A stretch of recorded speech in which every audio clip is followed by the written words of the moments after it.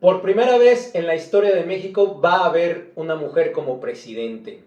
Aunque ya en algunos países hispanoamericanos ha habido y hay mujeres como presidente, México siempre ha sido, digamos, un referente en muchos aspectos, en la vida política, en la vida de los espectáculos, de la música. En fin, México es un país, no porque yo sea mexicano, que quede muy claro, pero sí hay que de alguna manera darle su mérito porque a lo largo del tiempo, México ha demostrado ser un referente para muchísimos países y en esta ocasión no se salva hacia la República Dominicana. ¿Y por qué digo esto? Porque a raíz de que el domingo pasado se celebraran las elecciones en el país azteca y diera como ganadora a la académica, a la física, Claudia Sheinbaum, de Morena, la hija consentida, como yo lo digo, la hija consentida de Andrés Manuel López Obrador. ¿Por qué es eso? Es una extensión de Andrés Manuel López Obrador, quien lleva a la política a Claudia Sheinbaum, a esta académica, que por cierto estudió en la Universidad Nacional Autónoma de México, donde yo estudié, orgullosamente soy egresado de la UNAM, al igual que su anterior esposo, Carlos Imas, que él daba clases en la facultad donde yo estaba, en la Facultad de Ciencias Políticas y Sociales, y él es sociólogo, político también, estuvo en algún momento dirigiendo alguna alcaldía de la Ciudad de México, pero sobre todo, y también fue uno de los fundadores del PRD, del antiguo PRD, del antiguo partido de Cuauhtémoc Cárdenas, de Porfirio Muñoz Ledo, del mismo Andrés Manuel López Obrador. Ese PRD también fue fundado por el ex esposo de Claudia Sheinbaum, Carlos Imas, que él daba clases de sociología en mi facultad. Yo estudié ciencias de la comunicación. En la misma facultad se impartían 4 carreras: ciencia política, sociología, administración pública y ciencias de la comunicación. Y yo tuve la oportunidad de estar como oyente porque me gustaba, no contaba ningún crédito para mi carrera, pero me gustaba mucho la sociología y yo tuve la oportunidad de participar como oyente 2 semestres con ese profesor Carlos Imas, el ex esposo de Claudia Sheinbaum. Pero bueno, esto lo decía para tener, digamos, un contexto de lo que yo voy a decir más adelante. Miren, no había pasado tanto tiempo cuando ya obviamente acá en la República Dominicana hizo eco pues esa noticia, porque representa eso, la primera vez que una mujer en México, en un país tradicional, en un país machista, llega a la presidencia de la República. Y eso es lo interesante que tiene este caso. ¿Estaba preparada la sociedad mexicana para poder tener a una mujer como presidenta? Todo el mundo se preguntaba eso durante los 4 o 5 meses que estuvieron en campaña estas dos mujeres. Xóchitl Gálvez, que representaba la coalición entre el PRI, el PRD, el PAN y otros partidos más. Y por otra parte estaba la Claudia Sheinbaum del partido oficialista de Morena, con sus aliados también, como el Partido del Trabajo, por ponerles un ejemplo. Nunca se había dado esta situación en una contienda electoral en México, que dos mujeres estuvieran participando para ver quién iba a ser la futura mandataria del país azteca. Eso ya representó un estudio digno de análisis, representó que muchos países del mundo estuvieran muy atentos a ver qué es lo que iba a suceder con la sociedad mexicana, cómo iba a abordar ese tema, cómo iban a apoyar a esas dos precandidatas, cómo se iba a manejar socialmente ese tema, porque obviamente es un país machista, conservador, igual que la República Dominicana. Nadie me va a dejar mentir, y todo el mundo lo sabe, y he escuchado análisis de varios politólogos y sociólogos, donde se habla de una sociedad conservadora y machista tradicional en la República Dominicana. Pues bien, pasa este evento y obviamente ya el presidente Luis Abinader, a través de su cuenta de X, de Twitter, lo que era Twitter, felicitó a Claudia Sheinbaum por el triunfo y felicitó al pueblo dominicano por defender la democracia. Eso fue algo interesante. E inmediatamente después los medios electrónicos de información de este país empezaron a preguntar: ¿quién estará preparada como mujer para poder ser la nueva presidenta de la República Dominicana? Y ahí ponían a Faride, a Carolina Mejía, obviamente, entre otras. Pero eso fue a raíz precisamente de este triunfo, de esta izquierdista, de esta hija consentida de Andrés Manuel López Obrador que gana en México. Entonces yo les pregunto a ustedes ahora, escríbanmelo aquí en la cajita de comentarios, las voy a estar leyendo, los voy a estar leyendo. Coméntenme si ustedes creen que en el 28 vaya a ser una mujer la que pueda ser presidenta de este país. Coméntenmelo aquí, por favor. Y este es el tema de análisis, por eso es que puse esa portada para poder analizar lo siguiente. La sociedad dominicana está preparada, y es la misma pregunta que se les hacía a los mexicanos y a los mexicanos, ¿está preparada para tener una mujer presidenta? Veamos las capacidades y las cualidades políticas de las personas que se supone que a lo mejor podrían ser posibles candidatas, según los medios electrónicos de información de este país, como candidata a la presidencia. Por ejemplo, Claudia Sheinbaum no es una mujer desconocida en la política, además de que es física, ha recibido un premio Nobel de la Paz, es una mujer muy preparada, profesora, académica, que ya vino trabajando con Andrés Manuel López Obrador desde que él era jefe de gobierno de la Ciudad de México. Ya había tenido algunos cargos precisamente porque López Obrador la llamó para ser parte de su equipo de trabajo.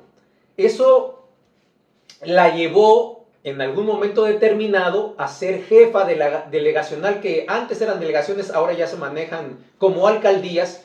La Ciudad de México está repartido en diferentes alcaldías porque es sumamente grande, somos casi 21 millones de habitantes que viven en todo el Distrito Nacional y su área conurbada, y entonces obviamente la división geográfica para poder tener representantes en cada sector es muy grande. Cuando tú eres el alcalde o el jefe delegacional de una alcaldía o de una delegación, tienes un poder absoluto, eres el jefe supremo de eso, y Claudia Sheinbaum lo fue también dentro de su carrera política, fue delegada o alcaldesa, por ponerle de esta forma, de la alcaldía de Tlalpan, una localidad muy grande, muy importante, donde hay infraestructura de producción importante en la Ciudad de México. Por ahí pasa el metro, hay muchas avenidas principales, etc. Y en ese proceso en el que ella estaba, Claudia Sheinbaum demostró que tuvo un poco de capacidad, digo yo un poco, porque le faltó mucho desde mi punto de vista, tuvo un poco de capacidad para poder gerenciar muy bien esa alcaldía. Lamentablemente se le vino un acontecimiento muy, pero muy feo para todos los mexicanos, y eso fue cuando una línea del metro colapsó.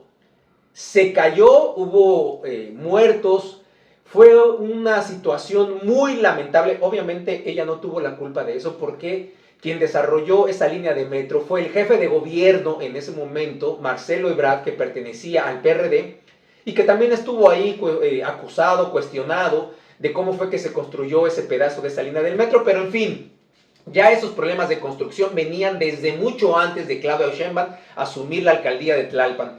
Pero justamente en su administración sucede este accidente que marcó a la Ciudad de México. Y eso obviamente en la sociedad mexicana, marcó como digamos, una reprobación, digamos, en su administración, aunque ella, insisto, en ese sentido no tuvo la culpa porque no fue ella quien construyó eso. Pero bueno, eso lo marcó, y de alguna manera ella iba luchando contracorriente con ese evento. Y bueno, finalmente logra pasar eso, logra demostrar capacidad y llega a ser, obviamente apoyada por Andrés Manuel López Obrador, que ya era presidente, llegó a ser jefa de gobierno de la ciudad, una de las ciudades más grandes del mundo. Hizo un mediano trabajo, hizo medianamente bien lo que le correspondía hacer, siempre fue equilibrada, siempre fue ecuánime, nunca fue radical, tiene algunos temas interesantes en propuestas para poder mejorar la vida de todos los mexicanos, y eso obviamente fue enamorando al electorado, fue enamorando a todos los posibles votantes y cumplió su objetivo. Claudia Sheinbaum gana con entre 58 y 60% de los votos, algo así como 35 millones de votos, 35 millones de mexicanos y mexicanas votaron por ella, 5 millones más que cuando ganó Andrés Manuel López Obrador la presidencia de México. Oigan bien esto, 5 millones de votos, mucho más. Eso es una clara señal de que el pueblo mexicano estaba convencido de que la mejor opción para ser presidente en los próximos años para México era Claudia Sheinbaum. No necesariamente fue por su capacidad. Vamos a analizarlo bien. Esto es lo que yo quiero decir para después aterrizar digamos, a la comparación con República Dominicana. Pero como me pidieron mucho estos videos varias de las personas que nos siguen, entonces por eso estoy haciendo este análisis, para que más o menos entiendan por qué fue que Claudia Sheinbaum ganó. Miren, su contendiente, la principal, era Xóchitl Gálvez. Esta mujer que la crea Vicente Fox. Allá ustedes se acuerdan, Vicente Fox Quesada, allá por el año 2000, que fue el panista que quitó al PRI del poder en el año 2000. Vicente Fox Quesada llevó a trabajar a Xóchitl Gálvez a una institución que tiene que ver con las relaciones de los pueblos indígenas. Y desde ahí se convierte en una hija predilecta de Vicente Fox. Vicente Fox, acérrimo rival político de Andrés Manuel López Obrador. Se lo ha acabado, le ha dicho de todo por redes sociales durante todos estos 6 años que ha estado gobernando y mucho antes, desde que él era jefe de gobierno de la Ciudad de México. Ellos se traen un pleito ahí muy interesante, porque obviamente el panista defiende todos estos procesos de corrupción, defiende que se le sigan pagando a los expresidentes, defiende que no es de izquierda, que hay que tener un país conservador, de derecha, en fin, muchas situaciones. Pero bueno, aquí tenemos en la contienda electoral mexicana a la hija predilecta de Vicente Fox, Xóchitl Gálvez, y a la hija predilecta de Andrés Manuel López Obrador, Claudia Sheinbaum. Estos dos rivales políticos desde hace mucho tiempo de alguna manera se enfrentaron en estas nuevas elecciones. Pero ¿qué pasa? Al Xóchitl Gálvez ser una hija predilecta de Vicente Fox y estar obviamente en oposición con Morena, con Andrés Manuel López Obrador y Claudia Sheinbaum, Xóchitl Gálvez, la candidata de la coalición PRI, PAN, PRD y demás partidos, fue apoyada desde sus inicios por una oligarquía mexicana que está en contra de Andrés Manuel López Obrador, que está en contra de estas políticas públicas de izquierda, que está en contra de los beneficios del pueblo y demás. Eso no lo voy a analizar, simplemente quiero que entiendan cómo es que se manejó la política mexicana en los últimos 6 meses y cómo se manejaron a estas candidatas, para que entiendan por qué Xóchitl Gálvez no llegó ni siquiera a un 30%, se quedó entre 26 y 28% de la votación. Obviamente Claudia Sheinbaum la aventajó por 30% y eso es mucho. Eso en una campaña electoral es abismal. Claudia Sheinbaum arrolló a Xóchitl Gálvez, aún teniendo todo el apoyo de esta oligarquía, de un grupo poderoso económicamente encabezado por Claudio X González. Este señor es un viejo, hay dos, el papá y el hijo. Ahora ya el hijo es el que está al frente de ese emporio, son los que manejan Unilever, por ejemplo, y entre más empresas. Pero es una familia sumamente poderosa y muy rica, que se organizaron a través de su hijo, Claudio X González, para poder reunir a todos los empresarios más poderosos que aportaran obviamente muchísimo dinero para apoyar la candidatura de Xóchitl Gálvez. Estos empresarios viejos que se hicieron millonarios en la época del PRI, que todos sabemos la característica principal del Partido Revolucionario Institucional, la dictadura perfecta, como diría Mario Vargas Llosa, y cómo se manejaron esos empresarios a través de la corrupción, cómo se enriquecieron sus familias a través de todo esto que implica asociarse con el poder político, con toda esta corrupción que marcó a México durante 71 años. Bueno, pues esos empresarios vienen de esa camada. Esos empresarios se echaron a los hombros la campaña de Xóchitl Gálvez, porque como odian de alguna manera o tienen cierto rivalismo fuerte con Andrés Manuel López Obrador, porque no están de acuerdo en que un presidente de izquierda, un presidente del pueblo, para el pueblo, un presidente como se ha sabido manejar a Andrés Manuel López Obrador, no querían, obviamente, porque le quitaron todos sus beneficios. Andrés Manuel López Obrador le quitó muchos beneficios a muchos de los oligarcas tradicionales de México, y eso obviamente les caló, les dolió. y tenían que quitar a Andrés Manuel López Obrador y a Morena del poder a como diera lugar, y no lo consiguieron. Entonces, por un lado tenemos a una candidata de la coalición PRI-PAN-PRD, apoyada por todos esos empresarios viejos que no querían saber nada de Andrés Manuel López Obrador, ni de Morena, ni mucho menos de Morena, y teníamos a una Claudia Sheinbaum, apoyada por el partido oficialista, apoyada por el presidente de México, y apoyada también, aunque ustedes no lo crean, por los Estados Unidos de Norteamérica, señores.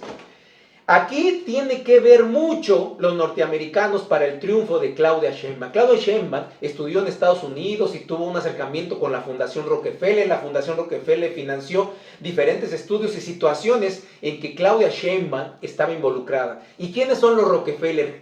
¿Qué manejan los Rockefeller en los Estados Unidos de Norteamérica? Es una de las familias más poderosas económicamente y políticamente todavía hoy en día en los Estados Unidos de Norteamérica. Y ellos estaban muy interesados por razones que todo mundo lo sabe. México siempre ha dependido de los Estados Unidos de Norteamérica. Ya decía, ¿no?, ese dicho clásico que todo mundo sabe, ¿no?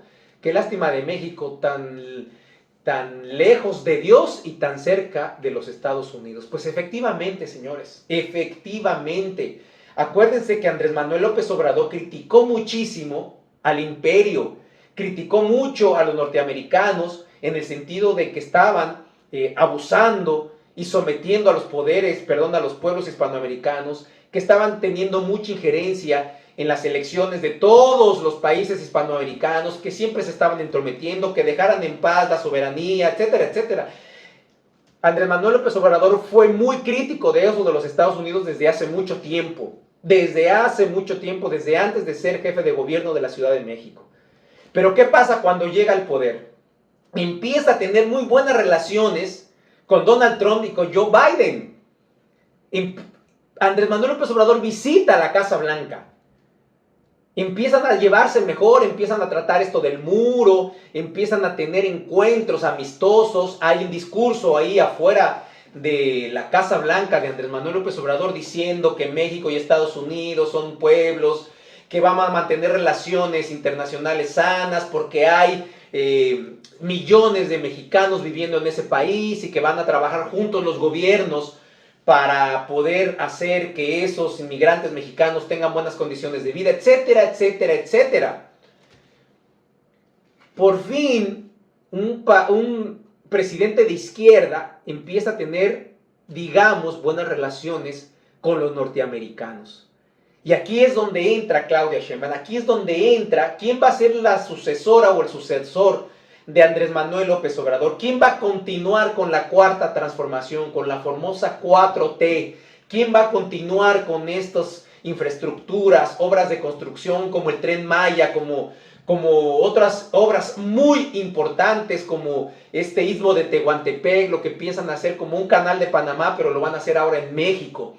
Ya van a partir ese pedazo de tierra y va a haber ahí una zona franca, van a entrar por ahí todos los barcos que entraban por Panamá, que vienen de Asia, que vienen de Europa, el comercio que viene por ahí va a pasar por México. ¿Y quiénes tienen que beneficiarse de eso? Pues los Estados Unidos de Norteamérica a principios del siglo antepasado, cuando antes de que se empezara a construir el canal de Panamá, se pensaba construir en México, en el istmo de Tehuantepec, porque es el pedazo más delgado de todo el territorio mexicano, y ahí se podía prácticamente hacer lo que ahora hay en Panamá, un canal de Panamá, pero en esos momentos no se quiso hacer, no se pusieron de acuerdo los gobiernos, y bueno, finalmente se fue a hacer a Panamá. Pero después de tantos años, ahora viene a hacerse en México. Y el mayor beneficiario son los Estados Unidos de Norteamérica, porque es uno de los, o es el país más consumidor de este lado, de lo que es América, de toda América Latina, o mejor dicho, de todo el continente americano, y por consiguiente las empresas que van a estar ahí inmiscuidas son norteamericanas. Y este desarrollo que se va a hacer en esa parte de México va a venir en este sexenio de Claudia Sheinbaum y muchas otras cosas más que los norteamericanos ya están poniendo ojo, que ya los norteamericanos, las grandes empresas, las petroleras, las constructoras, en fin, BlackRock, Vanguard, todas estas empresas de inversiones y demás ya están poniendo ojos ahí. Por eso es que los norteamericanos apoyaron mucho la candidatura de Claudia Sheinbaum, por eso ganó de esa forma. Y aquí los grandes perdedores obviamente son los empresarios tradicionales mexicanos que apoyaban a Xóchitl Gálvez. No tenía carisma, Xóchitl Gálvez decía muchas estupideces, muchas barrabasadas, no sabía hablar, no sabía identificarse, no hubo un mensaje contundente. El pueblo mexicano se dio cuenta que Xóchitl Gálvez era una marioneta de esos viejos priistas, de esos dinosaurios que se sacaron del poder hace más de 20 años. El pueblo mexicano sabía que estaba siendo apoyado por el Grupo Atlacomulco, otro grupo poderoso del PRI que también se enriqueció durante esta dictadura priista y que fueron esos empresarios corruptos y políticos corruptos que se asociaban y que hacían grandes negocios. El pueblo mexicano lo sabía, que eran ellos que estaban apoyando a Xóchitl Gálvez. Por eso tampoco le dieron el beneficio de la duda y por eso tampoco le dieron su voto. Entonces, ya con este contexto que me estoy alargando mucho, ahora viene esa parte de República Dominicana.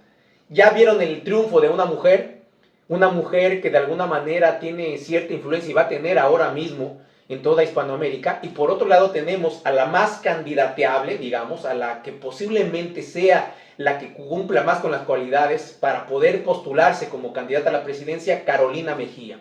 La hija de Hipólito Mejía, uno de los dueños del PRM, que es la mujer más visible, la mujer con más cualidades, la mujer que va a ser más apoyada, la mujer que va a ser más apoyada económicamente por cómo viene trabajando, porque es hija de Hipólito Mejía, porque Hipólito Mejía está trabajando para que su hija llegue a ser presidenta de este país, porque Hipólito Mejía tiene la mitad del poder de esta nación, tiene la mitad del gobierno de esta nación. Hipólito Mejía sigue contando con grandes empresarios para apoyarlo. Hipólito Mejía sigue siendo un hombre poderoso en este país. Por consiguiente, ahora que México ha puesto el ejemplo de una primera mujer presidente, como dice el presidente Abinader, hay que seguir ese ejemplo y ver que las mujeres dominicanas tienen capacidad para eso. Eso se lo preguntaron en la semanal.